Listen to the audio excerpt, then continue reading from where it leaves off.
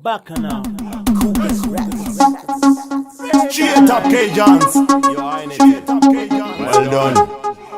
Creation to the world now. Alright then. Check yourself before you wreck yourself.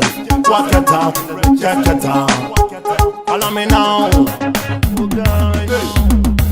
Give me guide me. Musa tauri nandu. Nato erira jamanzwa.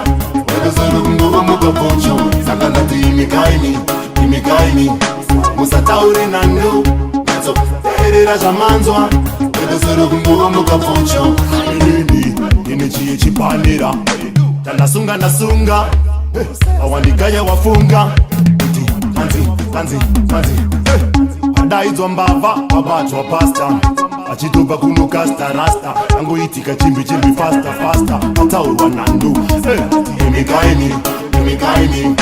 Musa tauri nandu. Yato erira jamanzwa. Wedo zuru nguvu muka pocho. Sakana ti give me guide me. Musa tauri nandu. Yato erira jamanzwa. Wedo zuru nguvu muka pocho. Sareru tengoma muchibaiza mafanzi. Kuma ndizo tatira hizi. Wanasitaura, wanamupariza Olade, angalira tatuku. Saite kungika mwana kaduku. Urunda fanika kunginubu. Kweta kutu Ela iye mi Olade. Give me guide me. Musa tauri nandu. Yato erira jamanzwa.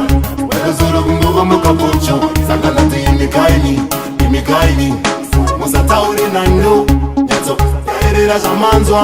Wedo zuru nguvu muka pocho. Nini chiye chipanira.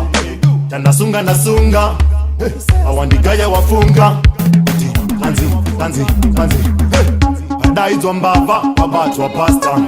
Achituba kunukasta rasta. Angu itika chimbi faster. Ataurwa nandu. Give me guide me.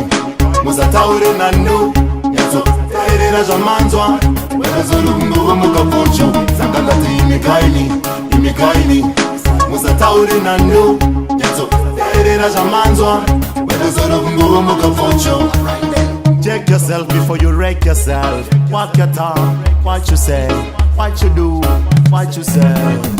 Hear me one lady. Can't none of this thing I need it. Oh lady. From Cape Town to H-Town to everywhere to Jam Down. Hear me one lady. We not take no chat. We not take no this. Idiot.